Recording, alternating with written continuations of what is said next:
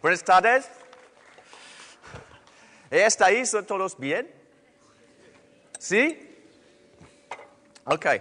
That's the extent of my Spanish. I apologize for. We've had a lot of interaction from the stage to the audience during the conference. This is going to be no different, but we're not going to be using the keypads. A question for you all here.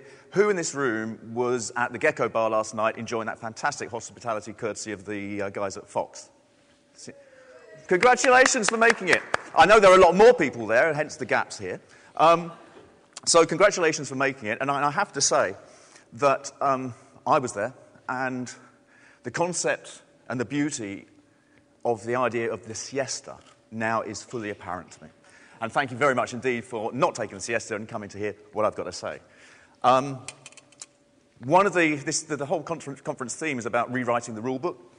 And one of the first rules I was taught about presenting was never start with an apology. So in the true spirit of this conference, I am very, very, very sorry. The observant ones amongst you might notice that I am not Diane Dudek. Even if you don't know Diane Dudek, you probably realise I'm not her. She's our worldwide director of worldwide media operations, and she unfortunately couldn't make it across from San Jose. So she sends the conference her best regards, and I can only hope that I do her subject area some justice. So please, what am I going to talk about? Start off with a little bit about video trends, then a short overview of our brand campaign strategy, two examples of a couple of interesting things in this area that we've done, and some results.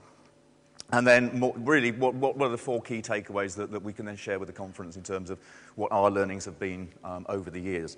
So on the subject of video, what better way to start talking about video than showing you one?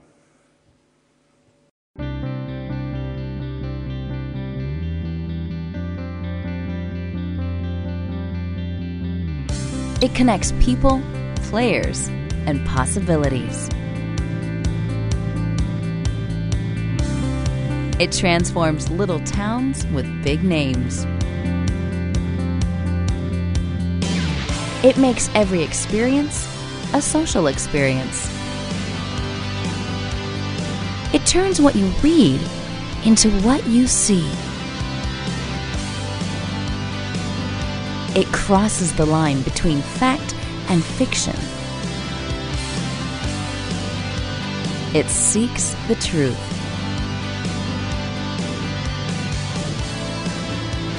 It's Cisco technology. It motivates. It activates. It innovates.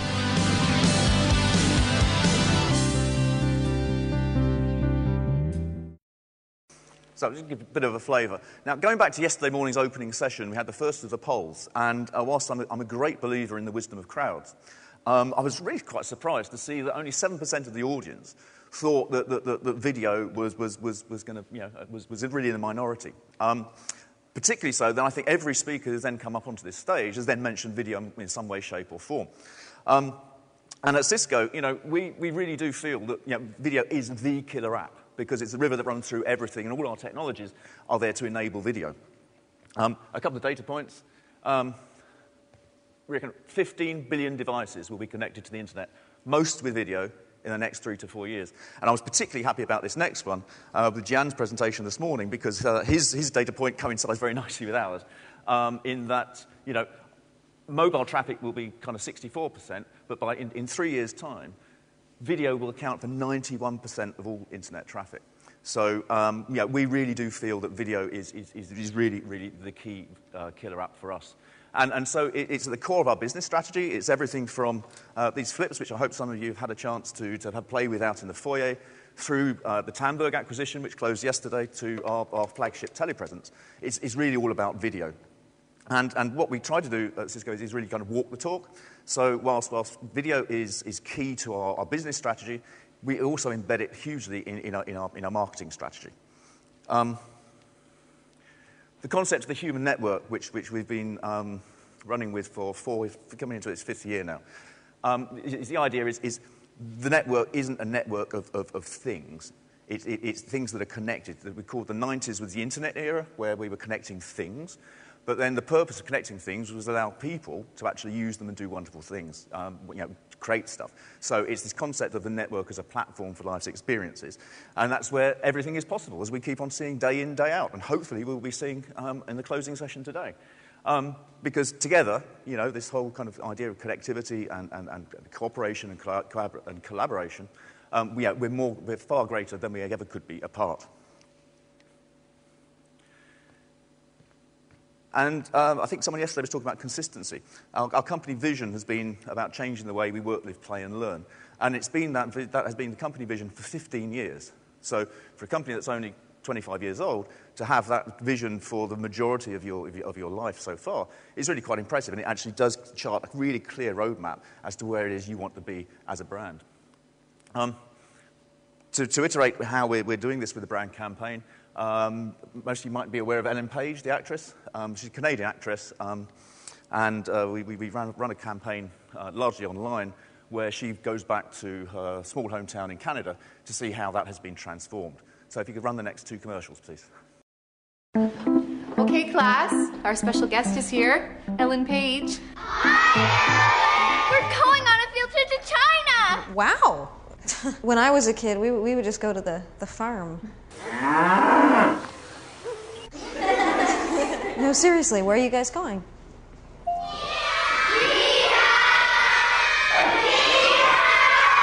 The new classroom. See it, live it, share it on the Human Network. Cisco. Well, look who's here. It's Ellen. Hey, Mayor Wade, how you doing? Great. Come on here. Would you like to see our new police department? Yeah, all right. Right this way. And here it is. Completely networked. So anything happening, Suze? She's all good. Is that my car? The new community. See it, live it, share it on the Human Network. Cisco. So that hopefully gives a flavour of the brand campaign and the strategy and the direction in which we're going. But that's obviously, the creative element is only half of it. As Greg was talking about in the opening session this morning, there's this huge clutter. The consumer has never had so much choice in what to consume or how to consume it. And this is massive oversupply of advertising. So how can a brand actually break free and break out? And really, we believe video is very important, and also you've got to innovate. So I said that I'd talk about 2 examples. One was with the New York Times, where we did a whole homepage site takeover on one day early this year, where we wanted to show how video disrupts by using the video to disrupt the experience. And if this works, what we did, we put the video stories for all the stories that were on the homepage at the time, which when you went onto the New York Times, that's what came up. It then, as you'll see, kind of folds back into the ad unit, so you can click it to come out and watch it at any time. And it was a real traffic stopper. As you can see, they're all. I won't go through the data in detail, but it really was moving from all the news that's fit to print to all the news that's fit to view. And I think it's a really good example of how kind of a media brand that comes from the old heritage of print can actually survive in this new age and still be relevant and still deliver the news, but in an innovative and new way, and one that is better for the consumer. And indeed, we had Tarek Sedki, who's the Chief Digital Officer of YNR, who said that morning, I think in his blog, if you haven't already, you should check out today's online version of the New York Times to see one of the best, most important developments in online advertising to date. And that's great because we did it through Ogilvy, not through YNR. The second thing is, again, looking at what we would term kind of old media, but kind of broadcast medium, and that is a partnership with NBC, where the Rachel Maddox show is the first network show to use our telepresence for on-air live interviews. And the benefit of this is great for them. It means they can capture breaking news, they can actually get people into an office or into a location where there's a far-end telepresence unit. The interviewer can actually eyeball and actually look at and see the person they're interviewing rather than a blank screen. So that adds to the body language, which adds to a better interview, which adds to a better experience for the viewer, which is, at the end of the day, is what the TV station wants to do. We obviously get the branding, and this really does demonstrate innovation and our whole brand kind of essence, if you like, of enablement. It's not about us. It's about what people can do with our products, technologies, and solutions. So that really goes through everything we do in product integration activities. Here are just a few tiles from the vast array that we do. Most of them are US-based because over in Europe, it's only recent that the law has been the EU has decided to make it legal, and certain countries are doing it quicker than others. And in the UK, which is a major TV producer and exporter, that should be signed into law this year.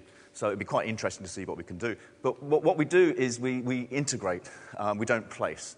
So it's not the Simon Cowell with his can of Coke perfectly positioned in every single shot. I think, someone said this morning, don't underestimate I think it was Mike Mike said that, don't underestimate the intelligence of the consumer. You see that. You see where it's gratuitous. You see where there's absolutely no relevance. It's just someone trying to blatantly sell you stuff, and you turn off. What we do is we're very, very keen that whatever we do is, one, relevant. It's relevant to the brand as well, so it's in the right situation, right environment that doesn't damage or go counter to our values. But it also advances the plot. It's something that the writers and directors and producers can use to actually deliver a better kind of end product to the audience. And whether it's and we've moved from what we used to do in the UK was basically kind of TV shows about dead people, waking the dead and all that kind of stuff, forensic medicine, CSI, whatever. But we moved, as you've seen from the tone from the commercials I showed you, moving slightly more humorous. So, recent really good integrations we've had is with 30 Rock and the US version of The Office.